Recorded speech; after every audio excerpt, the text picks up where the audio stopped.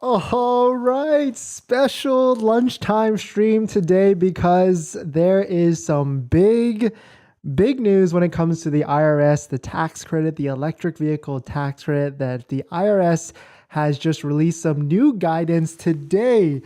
Of all days, when we are 3 days coming to the end of the month to the next year. So this might affect, I imagine this is going to affect EV sales, especially the Model 3 and the Model Y, because I was taking a big look at a lot of these, this article from the IRS, and there's some changes and there's things that we could infer. We could speculate, or I guess on how we kind of digest it, but there's definitely some interesting stuff, and we're gonna go through it a little bit today on today's video regarding the new breaking news. The IRS coming out with some hot fire for sure. I got my Tesla jacket on today, fanboy jacket on. So because this is gonna be exciting. This is good news for Tesla owners, for Tesla buyers, for next year. So let's get into it. And this video is actually sponsored by Tenet.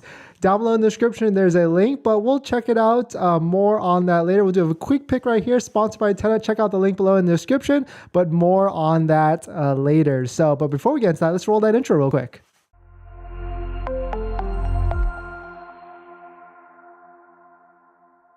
All right, so thanks for watching another stream. Thanks for watching another video. My name is Dennis, and I love talking about Tesla hacking, as I like to call it, but basically just getting the best deal on a Tesla at the best possible price, or just getting really good financing on your Tesla. We make 3 to 4 videos a day at this point, so if you're definitely interested in that, please hit that subscribe. And shout out to my newest Patreon member, Joel. Thank you for joining and supporting the channel. All right, let's just get into it. Let's get into this. It's crazy. We'll talk about Tenet a little bit later, but there's a reason why Tenet is a sponsor of this video, and it makes a lot of sense based upon this new $7,500 tax credit, and I'll talk about why it actually can make sense.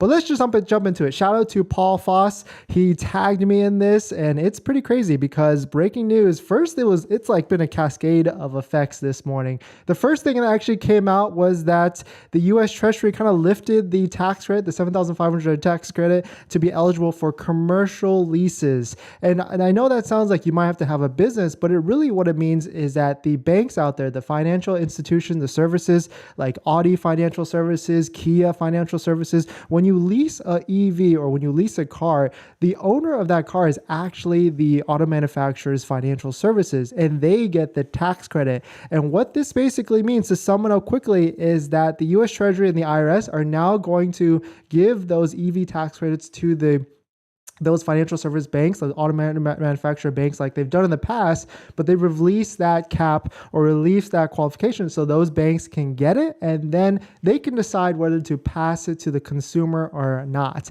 And in the past, if history has shown, like BMW, Mercedes, these banks, they would actually pass that line item discount to the leasee when you leased an electric vehicle. So like I've had a BMW i3 in the past, small little electric vehicle that had, a range of like 100 miles. But when I leased the vehicle, I got a line for line discount, $7,500 off the price or off the lease of the vehicle because I didn't buy it, I was still leasing it, and BMW still owned the vehicle. So there's a lot of different stuff. There's a ton of articles on the IRS website themselves where you can kind of go through it. None of it's really changed except the commercial lease now being open for any manufacturer at this point. It seems like a lot more than before. Like when the Inflation Reduction Act actually came out, there was a lot of manufacturers that were kind of pulled away from this, like Kia, the Koreans, the Toyotas of the world, and basically any vehicle that wasn't manufactured or assembled in the United States. But now this is being opened up, and there's an interesting page of this IRS qualifications site. You can see there's a good amount of manufacturers down here. And you can see like they list their vehicles. And one interesting thing is so Kia America, it's actually listed here, but it says that the manufacturers entered into a written agreement with us to become a quote unquote qualified manufacturer, but hasn't yet. So there's definitely, you could dive into here if you want. I'm going to make another video just on the Tesla section because there's something we could speculate from that as well. But the one interesting thing is, this is regarding commercial leases only. So, but we don't know, there hasn't been added any extra guidance on the purchasing side if you're buying, besides the fact that Tesla and all these other North American manufacturers like Ford and GM have been allowed to purchase, or they have opened it up so that you can purchase within the first quarter. So here's a tweet I found from Steve Levine that kind of broke down some of the top takeaways. I thought it was really interesting from the today's morning release. But the first one is, there will be a free-for-all period through the end of 24 in which eligible EVs will be assessed on battery size and not on the origin minerals of where they're processed. He also goes into, Treasury makes it clear to open to expanding its eligible countries from just North America and free trade nations. Argentina seems likelier than Indonesia to make it. The language makes it seem that Chinese content will qualify for critical minerals half of the credit as long as the materials is processed in the eligible country. So it can come from China, but as long as it's processed here. And the last one is, LFP batteries qualify even though iron and phosphate are not listed as critical minerals. Of course, final guidance and rules will be published in March. So definitely some pretty interesting stuff coming out of the gate today.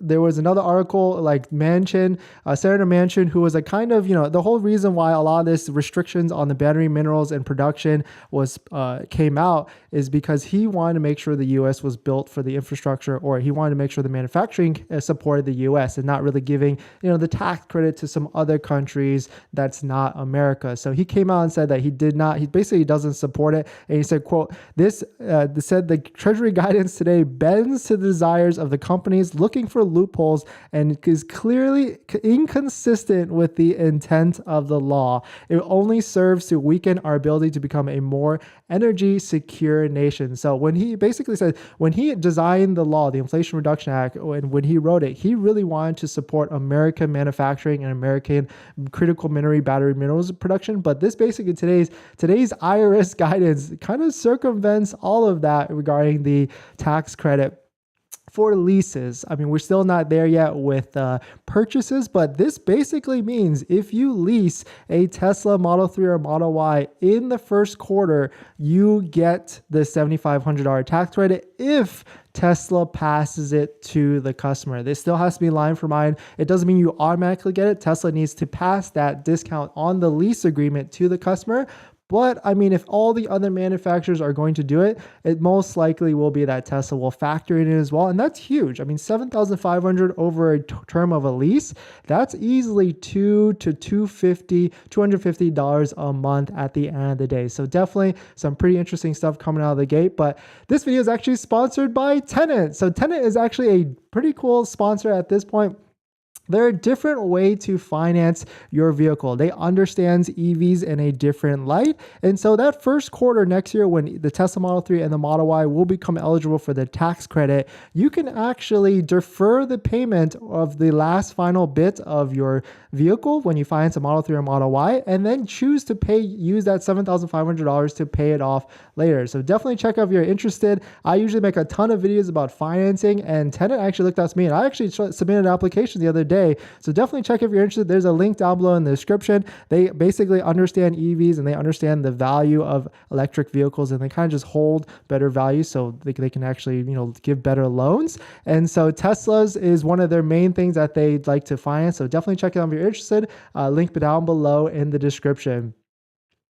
But yeah, let's jump into some comments and some questions, see if anybody has some interesting things. It's definitely, a different time right now. Definitely very exciting. And it kind of sucks that Tesla is getting this kind of news before like the last few days of the month. So, I mean, I don't know, like if I was an owner right now, I mean, there's a lot of people getting pushed to next month anyways, because of their estimated delivery times due to weather or whatever. So this kind of just adds more fuel to the fire, because now leasing, I don't usually support leasing with Teslas because you can't buy the car at the end of the month, at the end of the lease term. But also, I mean, I do support a $7,500 discount if Tesla decides to give it across the board. But Paul, thank you. Hey there, exciting times. Yeah, thanks for tagging me on that information. Really cool, interesting stuff. So thank you for that. And Grant I, will the Model 3 standard qualify for this full $7,500 before 2023? What about after $3,750 or none? What about loans? So right now, all it looks like is the lease might qualify, but Tesla still has to pass that $7,500 down to the customer. customer, where of course they're not going to come out and say that probably till the 1st.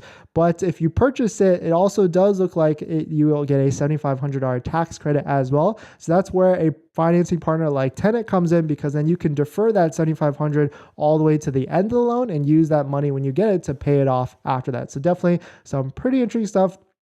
Definitely check it out. I'm going to be back in a second because there's some pretty fascinating stuff with this IRS tax credit thing, and how there's some income caps on a couple different vehicles that Tesla has, and that might signal the future of what pricing might come out to, but we can only speculate and take a look. So thanks for watching this video. Please hit that like if you enjoy it. Check out my Patreon down below in the description if you want to support the channel, or even schedule a call with me.